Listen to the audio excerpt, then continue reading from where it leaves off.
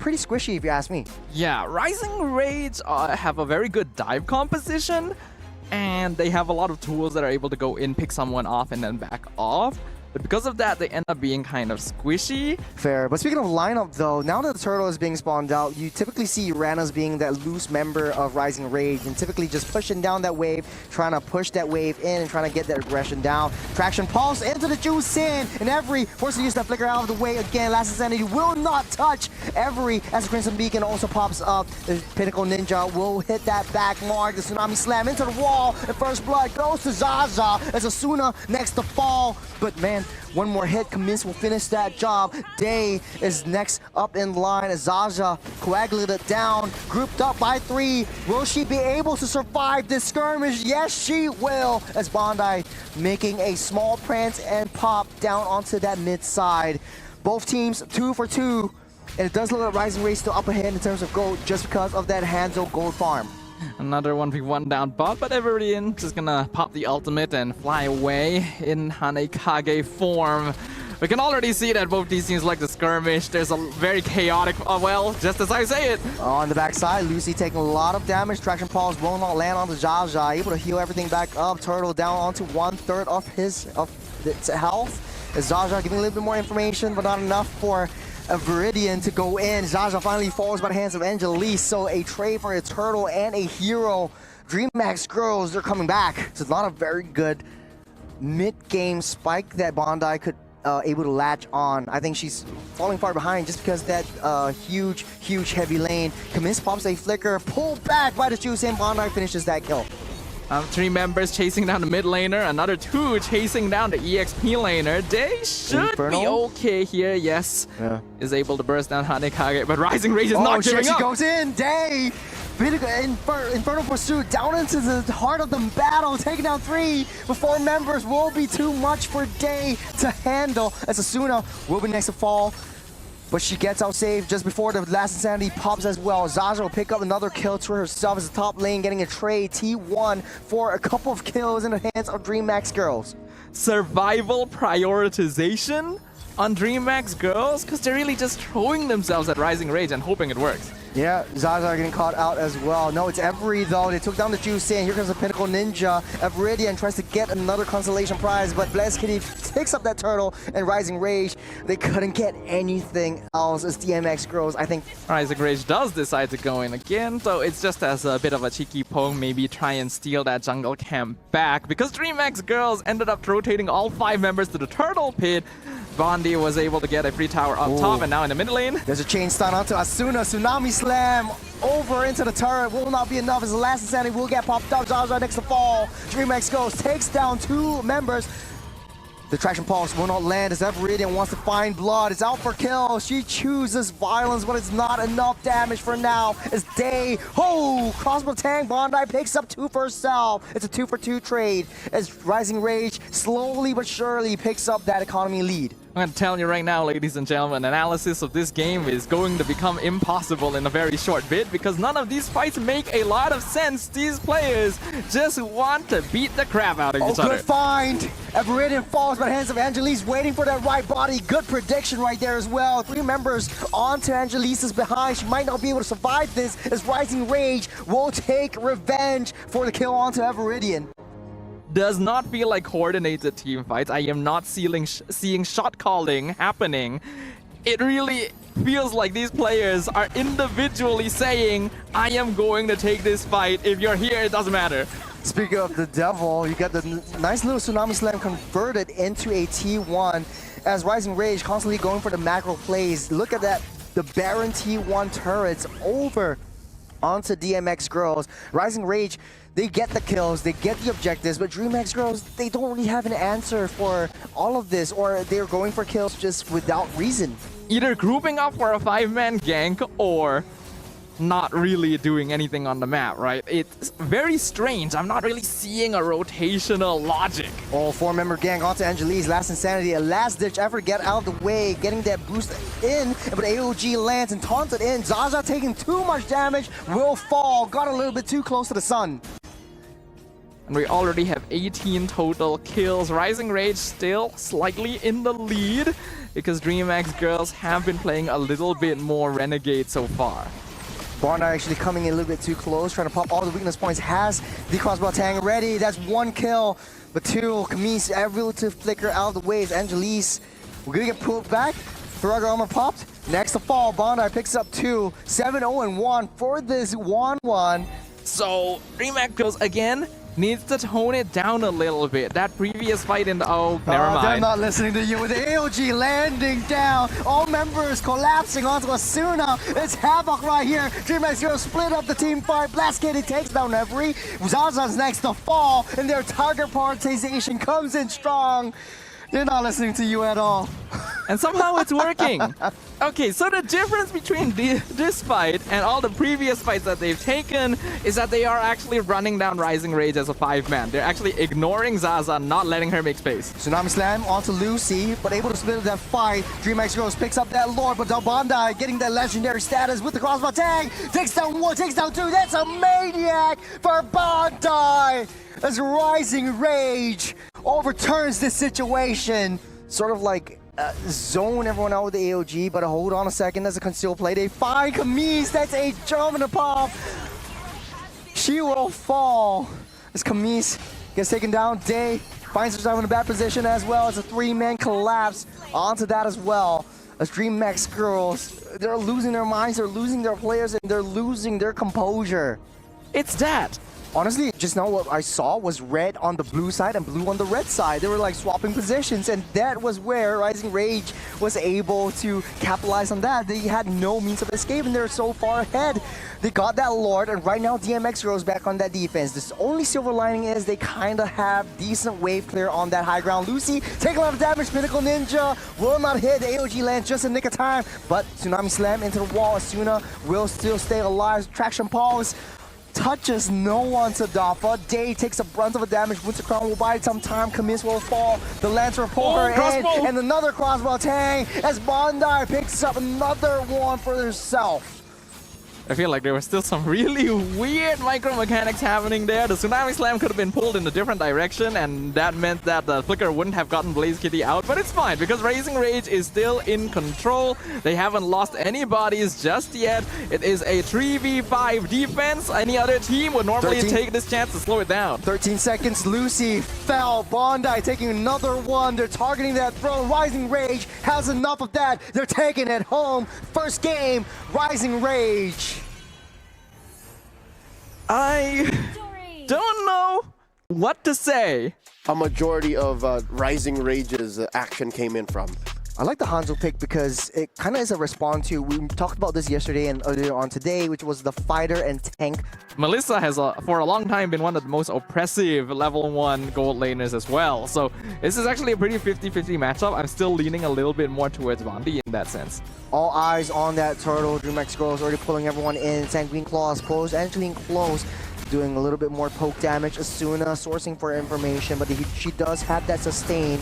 They might not be able to collect into this turtle as the Yuzhong zones everyone out with the Black Dragon. Asuna take a lot of damage. We'll get that blood seeped up. Day picks up first blood. Rising Rage pinned onto the wall. Zaja will come in with the Infernal Pursuit as well. Pick Me High picks up yet another one as Rising Rage are losing control in the early game. They're trading all of this for turrets. They're trying to take the fights and they're trying to convert them into objectives. The adjustment that we need, we're seeing. Yeah, DreamMax Girls have drafted a lineup that specifically allows them to keep running at Rising Rage in the first few minutes, and they're doing a good job of it so far. You know, in theory, knocks everyone up. Purple buff goes over the hands of Angelise. Pick Me High picks up Asuna for a kill. Nice energy eruption off the 3. Heavy spin will lock everybody off the place. For Barrage comes out, dealing out damage, but the Appraiser's Wrath will seal the deal. Every picks up Blaze Kitty and Angelise. One more hit, she will fall as Every waiting for the cooldown to stop. There's one more hit and Angelise will fall, but they don't want to really reach for it. They're giving the kills over to Bondi. That sure took a while, but Rising Rage were able to bite back there. really doing a good job of spacing out of their cooldown. DreamMax Girls unfortunately got a little bit too comfortable with their hero composition and just remained and tried to force the fight. I think Blast Kitty needed to cancel the full barrage in advance too. Good hit with the Fury of the Phoenix, but here comes the Black Dragon. Onto the back line they go. Bondi is the next one in target. Nice little Petrify and a knock-up from Day, but she's healing everything back up. The puppet will deal a lot of damage, and he goes down together with Bondi, taking on the marksman. They're going with the heavy spin, but Angelis doesn't want to force that situation. DreamaX Girls coming in the Minoan Fear, won't connect onto anyone. Rising Rage protecting their turret as DreamaX Girls opens up that opportunity to take that turtle for themselves. Again, turtle goes over the hands of Viridian. But for the first time, one of these teams actually decides, okay, we are not going to contest the turtle now. We do not have the resources necessary. Though that's a good improvement from DreamaX Girls. We can actually... Ooh, that's a lot of damage. The Bondi's dishing out. Down goes Lucy. One side though, Angelis from that back flank trying to find his way into Bondi. Does have the protecting bundles as well, but the puppets are dealing a little bit too much damage as the rest of the Goon Squad are here. DreamaX Girls want to push this in. Nice little true barrage, but doesn't hit onto anyone. They're still gonna try and force it though. The rest of Rising Rays now joining them. No more resources. Rising Range are coming in. They're doing a lot of damage. Minoan Fury knock up 2 members. Down and into they go. Heavy spin will push everyone down into the turret's range. Every walk straight into the turret and doing that damage. Sure, anything to get that job done. But Rising Range, they're just walking in one by one. Viridian still continuing the assault. Energy eruption catches out, but Day comes in from the side and catches Bucky So in the tribush. did you see that? The circling eagle landed directly on top. Full barrage a little bit late, and we Okay, Lord Fight goes to the hands of Angelis. He's gonna true barrage coming up as well. Angelis taking a lot of damage from Bondi, able to knock that heavy spin into the base. He goes as Blast Kitty, nowhere to run, nowhere to hide, has to go back to safety. They take that Lord, they take what they can, and they get out of the way. Despite the chaos of everything, DreamMax actually still ended up getting the Lord. The net worth difference isn't actually all that big because the kill score is still very even. Okay, every gets taken down. Pick me high with the Fury of the Phoenix. Looking hella Fury. Day picks up a Suna as well. They're dropping like flies all over the map. Deep into the base. That's a very, very risky play, Day. Lucy's there with the backup, but he's healing everything back up. Minoan Fury touches the air as Day picks up one more kill for herself. Okay, that's actually really good. Are doing pretty good. They're actually pretty scary in direct 1v1 situations. You need to just keep a very tight grip. Well, okay. Never mind. Too deep in. Bondi, last ditch effort, get out of the way. The heavy spin. You see that interaction though. Day will pick Bondi up. Coming out off a perfect game in the first game. This is just chaos for Rising Rage as they keep falling. Their power spike, their window is closed, and I think DreamMax, they're just picking them up one by one. Rising Rage with Melissa and Cecilia need to play a more classic front to back, and because they're playing around a Matilda as well, they need to go for hit and run tactics. It is a slowly kite backwards while doing damage. We're looking at a 6k gold lead for DreamMax, a very sizable lead that they've managed to build up, and oh, nice little catch. Minoan Fury will knock Bondi up. They found the goal later. Pick me high, takes her home. And now Zaza in further pursuit, but I don't think it's enough to get taken down. But his hands of Blast Kitty, the Sky Piercer will hit its mark, and it's a 3v5. DreamMax Girls are coming out to play.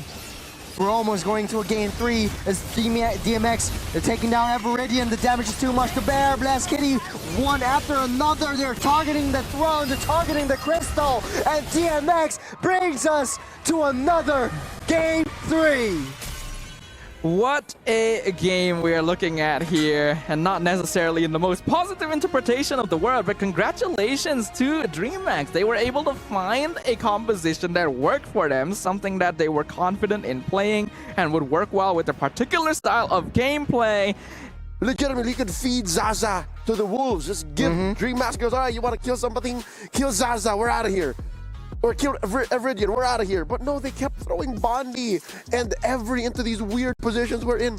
comes into question alongside the Hanzo. This is the third time today that the Hanzo has been picked up. Has been getting pretty good performances so far, especially in the first game. Rising Rage won that out with the Hanzo as well. She's still less efficient compared to other mage picks, and oh, it's actually a fairly normal marksman there, the Beatrix. No, don't call her normal, just call her classic. A single victory becoming the difference between going home on the spot or moving on into the next stage. It's only the first minute and we're already seeing them brawl. What is this aggression? Jumping in, knocking Lucy off, but here comes Day onto Asuna, risking her life, taking her out with first blood. Angelise not having it today. DreamMax Girls ramping up the aggression. They're going in ham once again, at the very least. Did he take down? Without going for that next buff, so they're not level 5, but at the same time, Lucy is not level 4, and perhaps that is the timing Rising Rage is trying to play for. You want to give that up Day with the Black Dragon form. They want to push the commitment, but won't be able to find anything as Zaja hops and dashes out of the way. Lucy takes a lot of damage, but Angelise deep into enemy territory right now. Bondi trying to look for a flank. Every does have the flicker play, but take a lot of damage with the Petrify, getting the Brilliance out. But in the midst of battle, Asuna takes down Lucy. Angelise, one more to fall. Expect me high, just free hitting. Shots after shots, orbs after orbs from that back line, getting a double for herself. Able to pick off Zaza. Very, very greedy. How their playstyle is looking like. If you have very small slivers of health, they're forcing that situation. Exhibit A, Lucy goes down by the hands of Every. They see a kill, they force that situation, and they go for it. I definitely like the initiative. I like the aggression from Rising Rage. If all of their gangs were as clean as that. Oh, hold on! Oh, nice little zone from Pick Me High to push her into the hands of Angelise. Asuna getting stopped in her tracks. Bondi goes down by the hands of Angelise. Next to fall, Asuna able to flicker out of the way. And back to safety. DreamMax Girls really playing with death right here. Bondi as well as Every in that situation, dropping them low before the fight even started. It's a very deep zone of potential. The jump by Asuna will not connect, but the AOG will though. Knocking everyone up, pushing everyone in. Day taking a lot of damage, but he's healing everything back up. A sacrificial play, but she's walking out of the way. The turtle goes to the hands of DreamMax Girls, and Angelise is there for backup. They're still going on strong as Asuna comes in for the counter re-engage. It's DreamMax Girls, they're still hanging on strong. Zaja picks up one, Blitzkid, he picks up yet another. One after one, trade after trade, blows after blows. It's a deja vu of game number 1 and 2. Zaja's taking a bit of damage, and they still stay strong. I think this is not really a counter, but it's a nice little head-to-head matchup. Taunt onto Asuna, Angelise goes deep, Bondi free hitting from the back. You don't really have a lot of front line to defend against the true damage, but they're giving Blaze Kitty that free hits down onto the turret. They might not be able to take this out now as Asuna tries to go in for that zone, trying to push everyone back. Asuna! Nice jump onto Blaze Kitty, force the flicker, hit, nice hit, and finish up from Everidian to secure that deal. What a catch from the Kufra right there. We literally just talked about it. We talked about how comfortable Asuna seemed to be with those engagements on this classic roam pick. AOG comes out kind of random from Lucy there. Turtle down low, Angelise will pick that up. Lucy down low, won't fall by the hands of Zaza. DreamMax Girls take what they can and get out of the way. They're down one member and the rest will follow suit. It's a very passive play right now. We're seeing less brawls and more methodical plays. Yeah, it's definitely been more calculative, but from an objective viewpoint, it's still very brawly overall. Oh, Asuna! With the Tyrant's Revenge right again. Bondi takes a kill down onto Angelise. AOG in the nick of time to take Lucy out of the way. But Blaze Kitty, the goal later goes down by the hands of Zaza as Rising Rage will try to force that momentum, force that tempo. Asuna again with the jump, but it won't convert that into kills. They need to be able to find a way to take down all these turrets out on T1. Sadafa again, it looks like an even game. But Rising Rage has finally been able to reverse the goal a little bit. Asuna once again jumps in on Day. 1v4. Stopping her escape. She will fall slowly but surely. This Kufra pickup has been doing wonders from this Kufra. DreamMax Girls on paper should have more damage, but they're getting caught off guard. Asuna trying to stop Angelise from getting too close. It's the Bennett's Rage. Who will get it? It's Blast Kitty! with the bombs, with the meteors, finally securing that Lord Angeles. They're cycling the situation. Blast Kitty goes ham. Angeles, no health, no problem. We've got Blast Kitty with us. Everidian on that backside, down by 2. Onto the Pinnacle Ninja, able to get out safe, but not enough blood. She goes back to her main body, and they know it. We can hear the exclamations of joy coming in from the DreamMax Girls as Blast Kitty picks up a killing spree onto Zaza as well. Ahead of the tank killers, Rising Rage has 2 in their arsenal. I think now they want to play this. They're trying to force the situation. Asuna ramping up, doesn't hit onto Day, able to jump over the wall. They wasted the concealed play, but look from that flank though. Blast Kitty and Lucy, AOG lands. Will have a lot of damage, getting taunted up, stunned up. Down goes Asuna, but deep into the back line. That's Day hitting and healing everything back up. It's 1 pixel down, and Day gets out of the way. The Fredrin, you have the Yu Zhong, actually really high committal skills. You don't want to force it. Oh, Suna. Nice little jump. 2 men, Thomas revenge. Onto the wall they go. Trap, block, nowhere to run, nowhere to hide. But Blast Kitty's here, baby. Blast Kitty's gunning everyone down. She wants to go for it, though. Every one more hit. Slow it down, Every. That's another maniac for Blast Kitty. And that means it is officially a 3v1 defense. Everidian, the only one left standing. DreamMax Girls, the Crystal Insight. They're going for it, targeting onto the throws. They have the minutes, they have the members, and it's all over. ECA getting sent home by the top girls. And we can hear the screams of joy happening in the background. DreamMax hugging each other. They have defied the odds. They have been able to find the victory they so desire. They will keep themselves